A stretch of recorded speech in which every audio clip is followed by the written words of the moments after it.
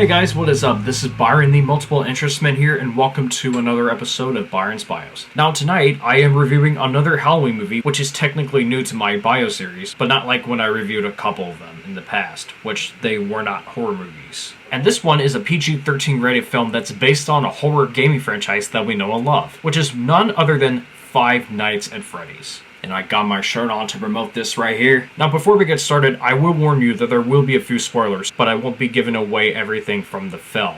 So I'll try to keep it limited to avoid spoilers. And if you haven't seen the film, whether you're a fan of FNAF, and if you're not interested in it, that's fine, but don't watch this video until you see the movie yourself to avoid spoilers at all costs. Now the plot is where we get this guy named Mike Schmidt, portrayed by John Hutcherson, who is a troubled security guard, and he is offered a night job at the abandoned Freddy Fazbear's Pizza, where he discovers the animatronics that are alive and kill people that would still be in the place after midnight, as if the robots themselves are possessed by the spirits of children who were killed by this guy named William Afton, aka the Purple Guy. I mean, you know how this works. Now, there's a bit of a plot twist throughout the film, like where Mike has a flashback in his dream as he lost his brother Garrett at a young age. And since the movie is new, I can't even tell you everything else, but maybe a little bit of them outside the plot. But other than that, that's kind of a summary that you should know about before watching the entire movie. So I want to point out several things regarding the Five Nights at Freddy's movie before I give away my opinion on it. The movie itself had a couple of plot twists, and I do agree that it focuses on the plot more than the animatronics themselves, although people have been saying that it doesn't focus on the plot. Well, it actually does, because like I said, there were some plot twists. From Mike getting a job as a night guard at Freddy's, to encountering the ghost kids in Mike's dreams, to even his little sister Abby interacting with the animatronics that are possessed by the ghost kids. Oh, here are a couple of fun facts to notice. Markiplier, who was a YouTube gamer, was actually supposed to appear in the movie, since he's well known for playing the FNAF games. But due to scheduling conflicts, he wasn't able to appear in the film, unfortunately. But we did get a couple of appearances of a couple of other YouTubers that are relatively famous, and one of them is Corey X. Kenshin, which he portrayed a taxi driver. Boy, will I tell you, when we got a glimpse of his cameo appearance, everybody in the audience was cheering like, woohoo! Except for me and my friend Nathan, which he and I did not really know who Corey X. Kenshin is, except I actually did look him up after we saw the movie, and yeah, I can tell he's famous. Also, the movie was expected to exist since 2015, and the fans of the franchise were definitely expecting it from then, since they thought that, hey, why don't we see a FNAF movie exist? That would be amazing. And the next thing you know, it occurred. Though they did have a couple of issues while the movie was in production. There were some script issues, and Warner Brothers was originally involved in making the film, but they turned it down to Blumhouse and even Universal.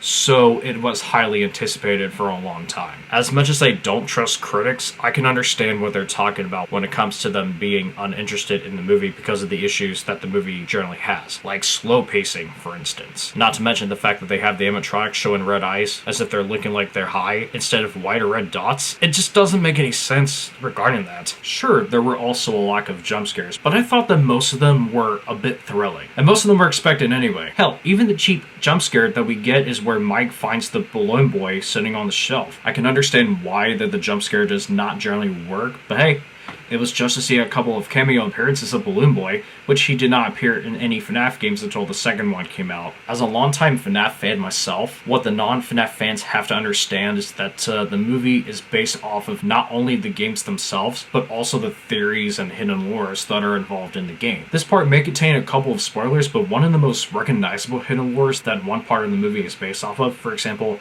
is where William Afton gets spring-locked in the Springtrap suit, and the ghost kids watch him suffer. But in the movie, the animatronics watch Afton suffer, which is priceless. And for those of you that don't know, that part is based off of the hidden lore from the third Five Nights at Freddy's game. And some of you might already know this, but I have been a Five Nights at Freddy's fan for quite a while. And here's a backstory about it. Originally, I was not a fan of the game, but I remember discovering it while I was watching the Chuck E. Cheese videos, as I came across a Markiplier video which had a thumbnail of FNAF itself, and I had no idea what it was. In fact, not a lot of people did. And I was also getting comments in the Chuck E. Cheese videos, even on my videos, from people talking about FNAF, and as I looked into it, it seemed interesting. I remember how startling that the jump scares were as I watched the walkthrough videos of those games. But here's the issue. When this world first heard of Five Nights at Freddy's, half the population thought it was ridiculous, and my brother recommended me not to play it. Hell, even my mom mentioned that the animatronics in the game were demons. I mean, they're not, but again, they're possessed by the ghost kids. However, I ended up playing the games anyway. I would play the first 4 games of the franchise on my phone, but I mainly did that when I had an iPhone 5. And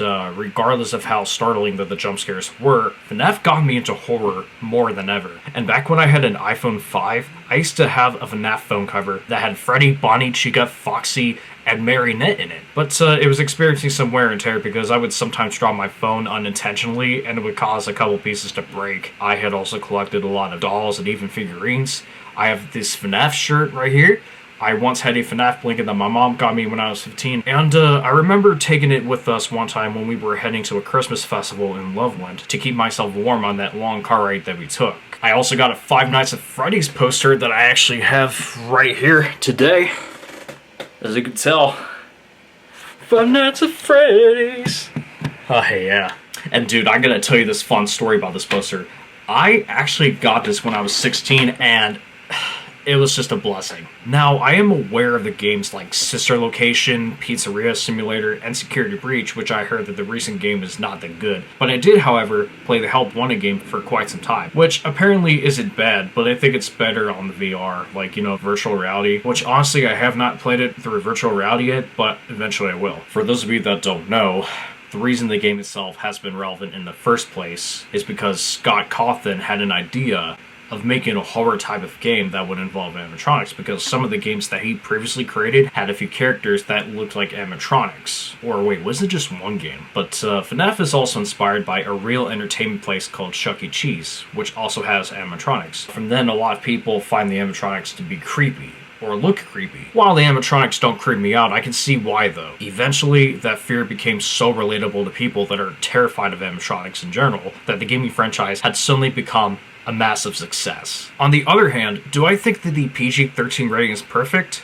Both yes and no. I mean, I never thought that the Five Nights at Freddy's movie would be PG-13 rated, but I guess that they were trying to get preteens to watch the movie as well. Even some kids who are fans of the game and that they're younger than 13. At the same time, it makes sense because the games are rated that way, and with the lack of blood and scares, it seemed like that they had to keep a minimum amount and not a lot, just to introduce the horror game to younger audiences properly. Other than that, I thought the movie was decent despite the slow pacing and lack of goreness. I mean, Blumhouse did try to put in a lot of effort in this movie, and it seemed to work for the fans, especially myself. I mean, at least it's better than Willy's Wonderland, which I thought was ridiculous, and the Banana Splits movie, which I've only seen the clips and the trailer of it. And when it comes to the reactions that you hear from every single fan of Five Nights at Freddy's in the audience, from the gasps of surprising moments to the cheers and the applause of how they appreciated the movie, it made me feel so good inside it. I actually had some fun watching it, and that is why I give the Five Nights at Freddy's movie a 6.5 out of 10, and also a 3.5 out of 5, if you would like to recall. You know, unlike the Super Mario Brothers movie, this film wasn't pleased enough by as much people as there was with SMB, but